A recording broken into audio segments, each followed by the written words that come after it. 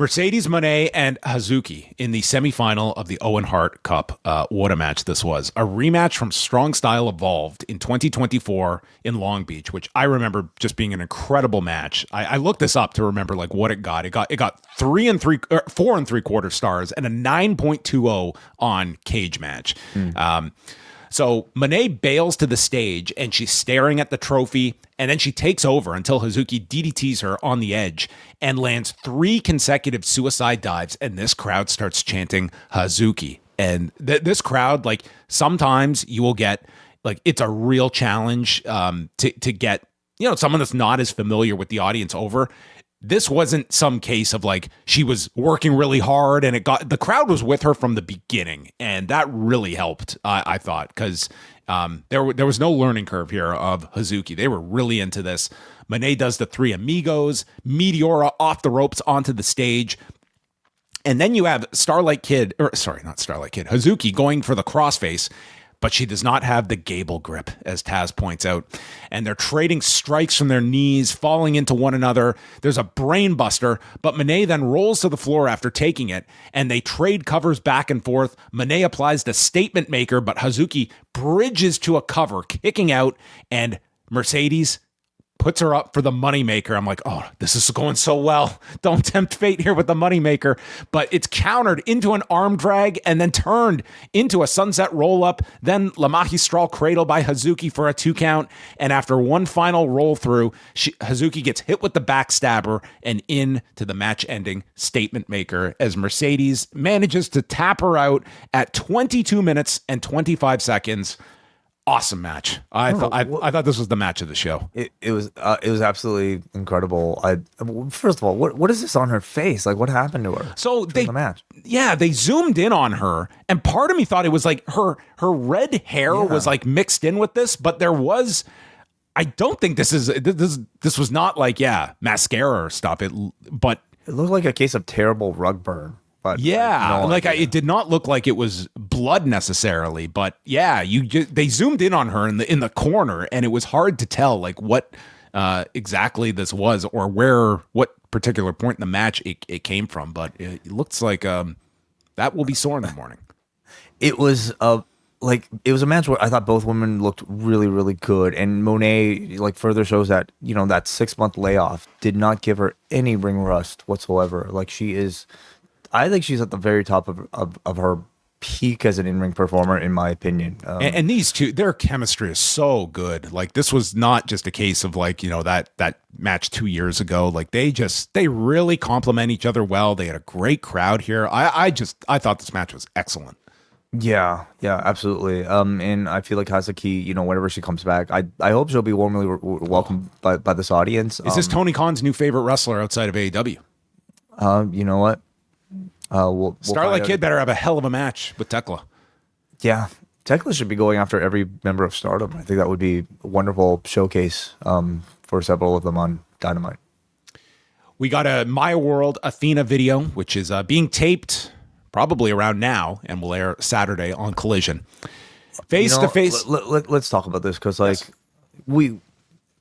I was hoping for a promo from Maya World to build up to the match, and we got that here. This was, a pre-taped video package, which I think was great. She sounded very good here, and whether or not that's through the benefit of editing or what, doesn't matter. This was also a case where I think they conveyed at least some of the Ring of Honor history here, which, actually there's plenty to be mined from. She was a trainee of Athena, which they established here. She also lasted 10 minutes against Athena to earn a title shot at the Ring of Honor Championship, which she then failed to win. But nonetheless, that established history is there between the two. And I really do think she represents the clear choice to advance to face Mercedes at Forbidden Door. I agree. No, I think that's a big match with Mercedes and Maya World.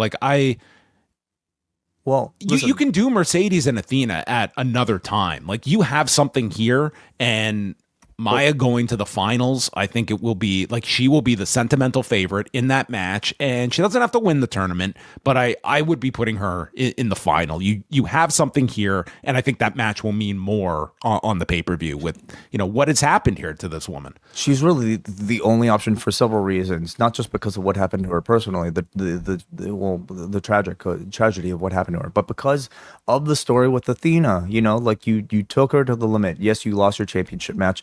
This is your chance in a non-title bout to beat her on the biggest stage so that you could get to a third match between the two of them where you will eventually beat Athena for the championship. I would contend, if that is the course of action, that Maya might be like the most prominent sort of like well-earned person to end Athena's reign, more so than Billy Starks, just given the stage of this particular story. I think also because Maya has like openly cited Mercedes Moné as an inspiration for her to get into professional wrestling. So now you have the story of somebody overcoming the greatest odds, beating her toughest, her mentor, en route to facing like one of the idols of her professional wrestling career. Like, you can't write a better story than that.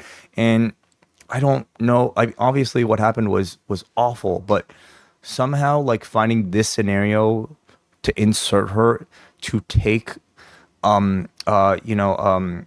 Saray's place in all of this. I mean, that's some sort of happenstance, because like it almost feels like this tournament was created for Maya World, you know?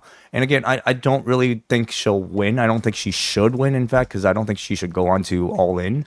But you know, her win in this tournament will be beating Athena. In fact, I would like to see Athena somehow cost Maya World the match against Moné, leaving Moné to be a bigger obstacle for her to climb in the future. So I'm really looking forward to how they tell this match. And I know you just read the results, so I actually have a correspondent in Houston who's been DMing me results from the building. Are you going to disappoint? I am not I will not share it here. I will say without I don't know what the result of this match is, but it sounds like they did this as a surprise.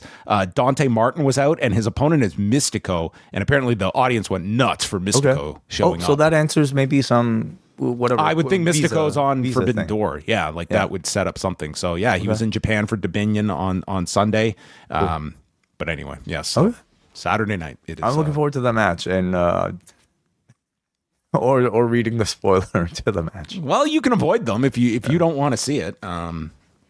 There was a winner. All right, say no more.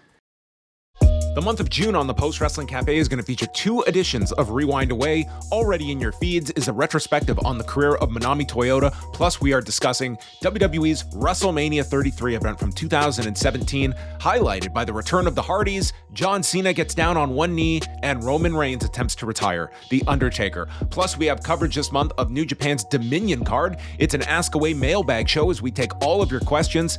I will be sitting down to chat about UFC Freedom 250 with Neil Flanagan, and so much more. All of that can be yours at postwrestlingcafe.com.